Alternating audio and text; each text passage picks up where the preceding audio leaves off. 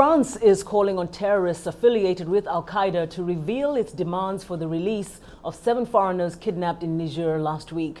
VOA West Africa correspondent Scott Stearns reports the United Nations fears terrorism in the Sahel might spread without greater international support for a regional approach to the threat.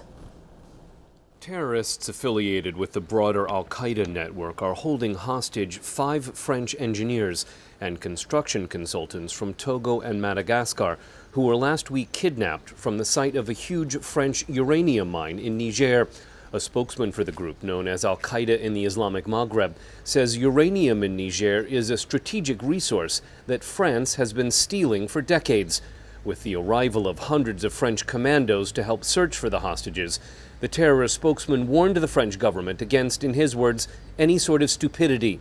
Al-Qaida in the Islamic Maghreb kidnapped 3 Spanish aid workers in Mauritania because Spain is a member of the NATO alliance, which the terrorists say is an agent of foreign military aggression.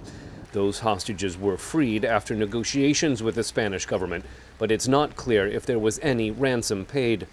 When it comes to al-Qaida in the Islamic Maghreb, the United Nations Special Representative for West Africa, Saeed Djinnit, says there's no alternative to greater international support for regional security cooperation. How can you expect poor countries with weak governance institutions and structures and capacity to effectively control such huge territories inhabited by nomads and people with very long-standing cultures and traditions which resist any change because they want to stay in their territory, and yet with the feeling of neglect?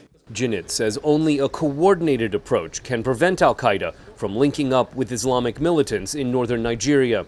I always feared that what is happening in a very small part, what initially was known in small parts of Sahel, would increasingly expand to affect other countries in West Africa, either directly or through ramifications, networks. Greater regional cooperation in the fight against al-Qaida in the Islamic Maghreb is slowed by mistrust and weaknesses in internal security, especially in Mali. Sahelian countries are working on a joint plan of action to confront the terrorists, who are thought to be regrouping along the border between Algeria, Mali, and Niger after being driven from their original bases along the Algerian coast. Scott Stearns, VOA News, Dakar.